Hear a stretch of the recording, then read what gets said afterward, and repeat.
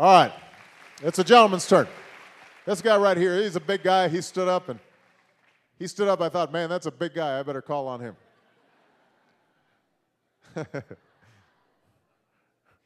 Say, you're big too. I agree. Don't worry, I'm not saying you're not big. All right, go ahead. Thank you, Mr. President.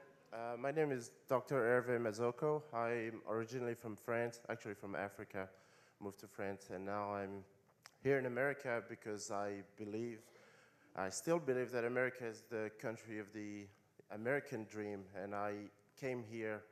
I'm a scientist, president of a renewable energy startup, and I came here because I really believe that America can become the first country for clean energy. Mm-hmm. One of the comments I wanted to make, coming from Europe, where carbon is regulated, I see firsthand, I have a company in France also, that regulation works. It creates jobs. My company has been growing 30% every year in France for the past 2 years.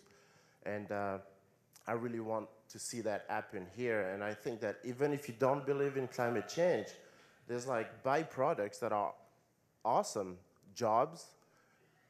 The country is going to advance technology-wise. We're going to become, once again, like we were with the space industry, the most advanced technologically country in the world. And so I really want to see this regulations happen because it's going to help all of us in the clean energy business.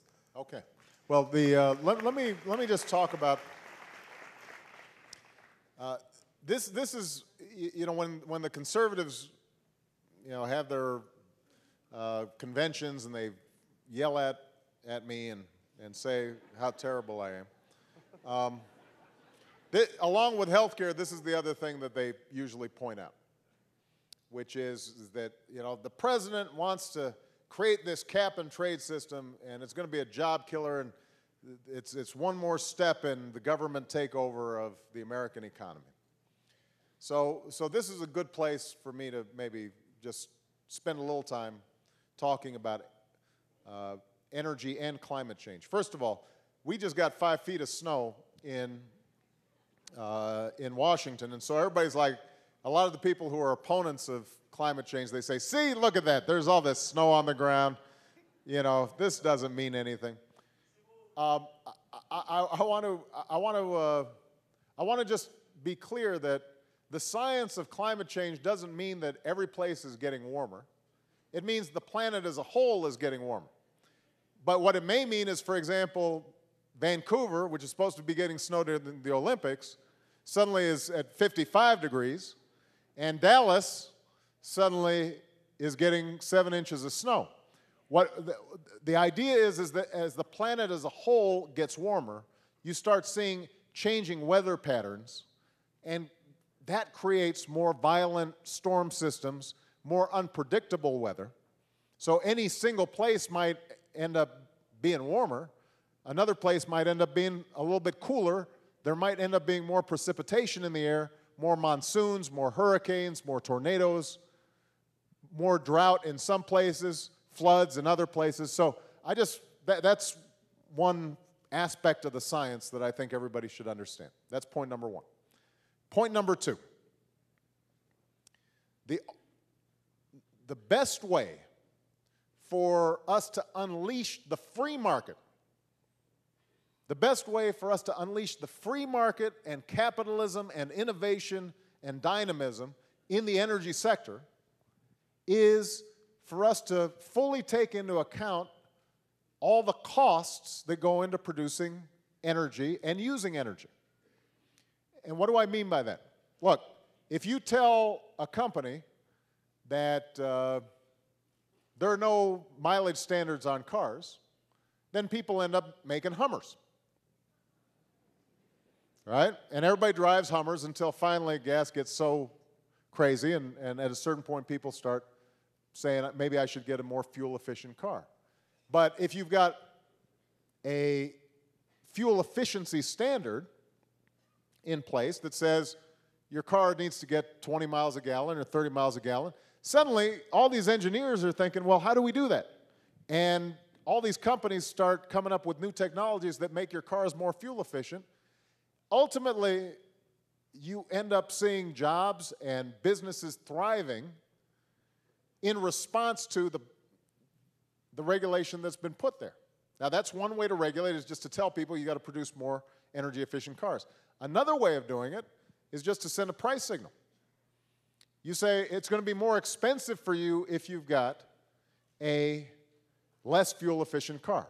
Well, that's the only idea that we're trying to talk about when it comes to these greenhouse gases that are causing global warming.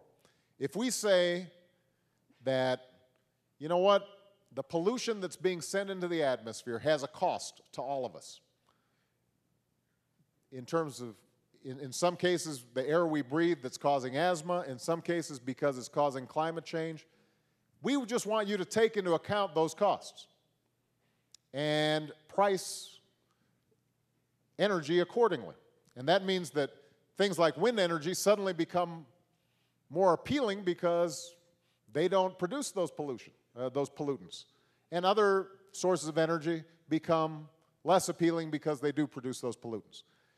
The idea has been that if we put a price on these carbons, then maybe that would be a way that companies would all respond and start inventing new things that would make our planet cleaner. That's the whole idea. Now, last point I'm going to make on this. What is true is that a lot of us depend on dirty sources of energy, and a lot of us depend on really inefficient cars and buildings and et cetera. And so there's got to be a transition. We're not going to suddenly get all our energy from wind or all our energy from sun because we just don't have the technology to do it. But what we should be doing is planning over the next 20, 30 years to move in that direction. That's what countries like China are doing. That's what countries like France are doing.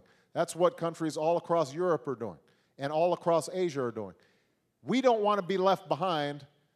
We're the only ones who have kind of missed the boat. So we're still using 20th century technologies, and everybody else is producing 21st century technologies. Look what happened with the car. We started getting our clock cleaned when consumers decided they wanted a cleaner car, and suddenly everybody was buying their cars from Japan, or now South Korea. And we wanted to make sure that that doesn't happen when it comes to wind turbines. It doesn't happen when it comes to solar energy, et cetera. So the ideas that are being talked about is how do we provide more incentive for clean energy companies like yours to operate profitably? And over time, how do we start shifting away from less efficient ways of using energy? That's a pretty straightforward thing to do. There's nothing radical about it. It is true, though, that it's not going to happen overnight. It's going to take some time. And we're still going to be getting our electricity from coal. We're still going to be getting electricity from nuclear energy. We're still going to be getting electricity and power from natural gas and other traditional sources. We just want to make sure that we're also moving into the future even as we do so. And I think that we can. All right?